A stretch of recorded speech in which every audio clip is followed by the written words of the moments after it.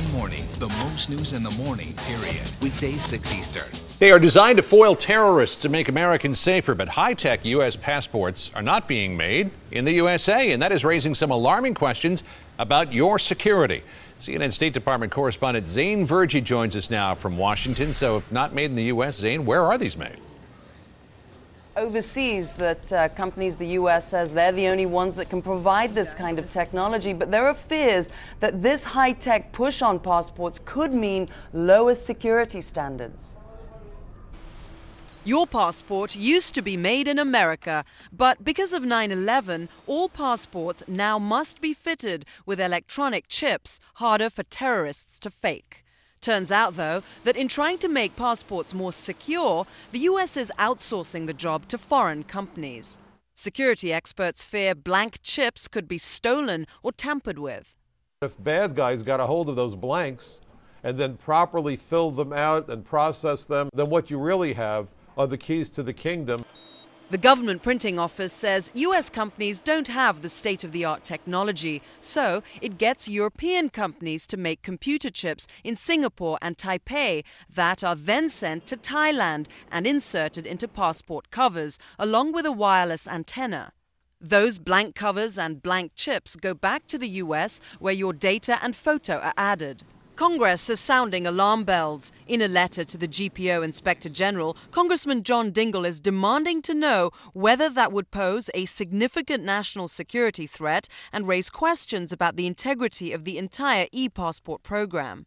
SmartTrack, the Dutch-based company producing U.S. passports in Thailand, says its facility is secure and built according to U.S. standards, and each passport chip is tracked. In a statement, the GPO says the materials are moved via a secure transportation means, including armored vehicles.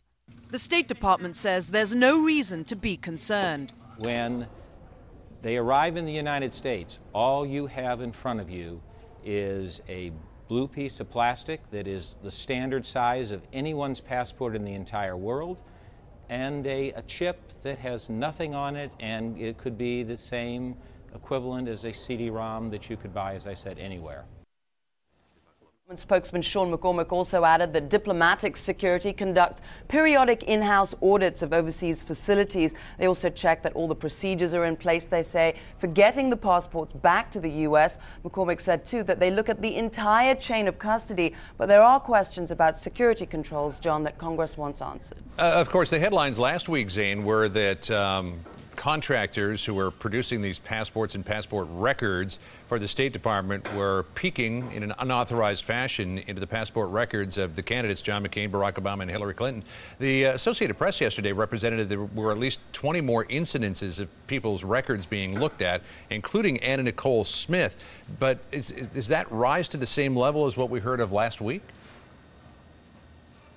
State Department officials who told us that the State Department did not detect any additional non-work related access, they said, of passport files of any of those high-profile Americans. As you know, there's been the investigation since last week when Senators Clinton, Obama, and McCain's files were inappropriately accessed. What the State Department's telling us, John, is what they've done is that they've flagged files of these high-profile Americans. They flagged them themselves just to see if they have been accessed. There could be more than 20 or so, including Anna Nicole Smith, but they're saying to us that they have not been snooped into, they have not been viewed inappropriately, but there could be more out there that we find out about. Zain Verjee for us this morning from Washington. Zain, thanks very much.